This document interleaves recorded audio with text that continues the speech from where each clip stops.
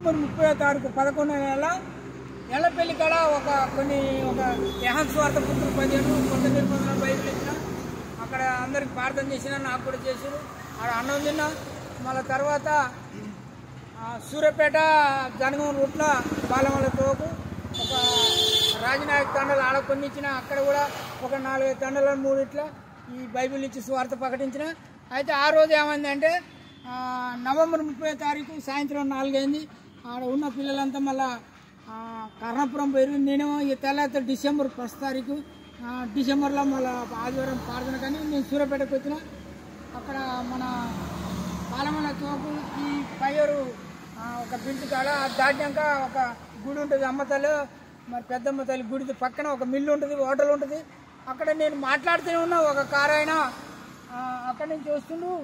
మరి టపటప కొట్టేవారికి బండ్లు ఉండవు, ఎలకలపడి చనిపోయారు. తర్వాత నాకు తగిలించే వరకు నేను కోమాల పోయినా.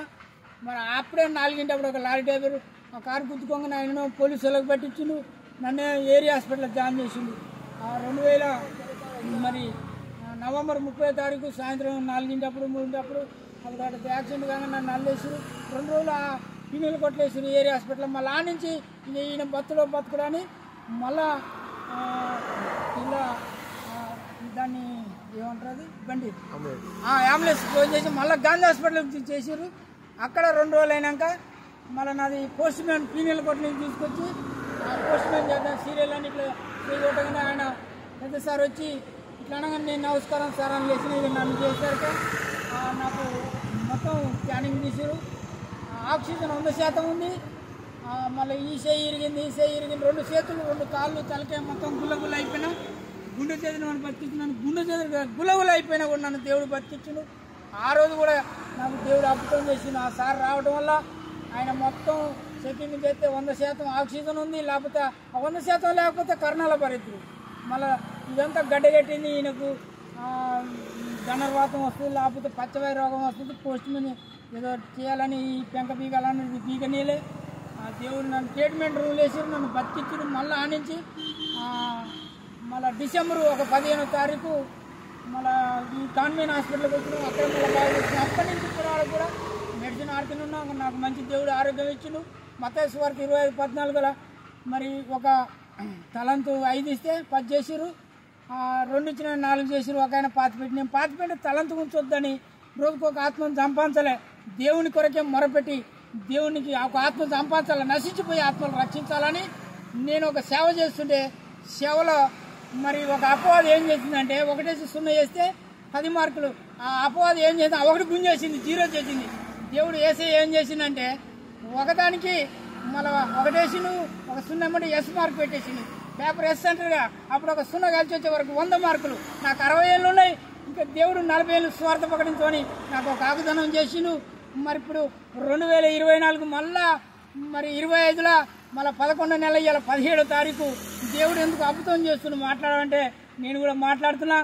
మరి నా కొరకు బతికిచ్చిన దేవుడు నిన్న నేడు ఏకరీతిగా ఆనాడు చనిపోయిన లాజరును లేపిన దేవుడు ఇప్పుడు నన్ను లేపిండు. అప్పుడున్న దేవుడు ఇప్పుడు కూడా ఉన్నాడు. నిన్న నేడు ఏకరీతిగా ఉన్న దేవుడు. మరి ప్రకటన గ్రంథం 22:18 ఏముందంటే ఒక అక్షరం తీసిన ఒక అక్షరం కలిపిన చేపకక్షరం అవుతాడు. నాకు జరిగినట్టే. అంటే 4 రోజులు కోమలపై మరి నాకు పోస్ట్ మ్యాన్ రూమ్లో వేసి మరి ఇట్లా చేయాలంటే అరకే పోస్ట్ మ్యాన్ సీరియల్ నీది అన్నారు. మరి నేను దేవుడు నన్ను లేపిండు. మరి అప్పుడు నేను అప్పటి నుంచి ఇప్పటి వరకు కూడా నేను నాకు చేసిన మంచిగా ఉన్నా. మళ్ళీ ఇంకా కూడా మందులు ఆడుతూనే ఉన్నా. మరి దేవుని కొరకే మొరపెట్టి ప్రార్థన చేస్తున్నానని నేను ప్రార్థన చేస్తున్నా. ప్రేమ కలిగిన తండ్రి గొప్ప దేవుడా, మరి ఈ లోకం లేదు నాన్న నిత్యరాజ్యం అంటే మాలో ఉన్న ప్రతి బలంతో తీసుకొచ్చి మాకు మారు మనసు దయచేసి మరి నన్ను బతికించిన దేవుని ఇంకా ఉన్న ప్రజలందరినీ కూడా బతికిస్తామని నమ్ముతున్నా. మరి ఆ సాక్ష్యమని కొంతమంది రక్షణ తీసుకోవాలి ప్రభా. మా కొరకు జన్మించి మా కొరకు మరణించి మా కొరకు జీవంతో లేచిన ప్రభా నీకే ఆరాధన, నీకే ఘనత, నీకేమని అయ్యా నిన్ను సంతోష పెట్టాలంటే మేము ఒక ఆత్మను సంపాదించాలంటే మేము మంచిగా బలంగా ఉండాలి. మాకు నీ జ్ఞానం జ్ఞాపకశక్తి దయచేయి. ఈరోజు ఈ వాక్యం విని మరి బలపరచ అందరూ దీవించబడాలి. నా కుటుంబం కూడా మా కుటుంబం కట్టబడాలి. నేను చేసే పరిచయం కూడా ఇంకా అనేక ఆత్మలు రక్షించాలని నేను ఈ ఒక సాక్ష్యం చెప్తున్నా. ఈ సాక్ష్యం నేను చనిపోయిన సాక్ష్యం చనిపోదు. ప్రపంచం అంతటా ఇది వినొస్తున్నందుకు యూట్యూబ్లలో పెడుతురు.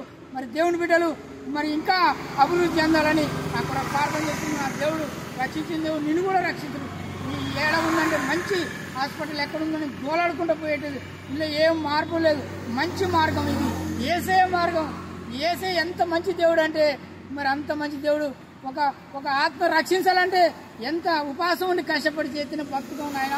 మరి ఈ వాక్యాన్ని మరి దేవుడు జీవించాలి, సాక్ష్యాన్ని దేవుడు జీవించాలి. మరి గుండె చేతిన వాడిని బతికించిన దేవుడు. మరి కీర్తనలు 147:3 ఏముందంటే గుండె చేతిన వాడిని బతికించిన దేవుడు. నేను గుల్లగుల్లైనా నన్ను బతికించిన దేవుడు మిమ్మల్ని కూడా బతికిస్తారు. మనందరం దేవుని పని కొరకే మొరపెట్టి ప్రార్థన చేయాలి. మన కుటుంబాలు దీవించబడాలి.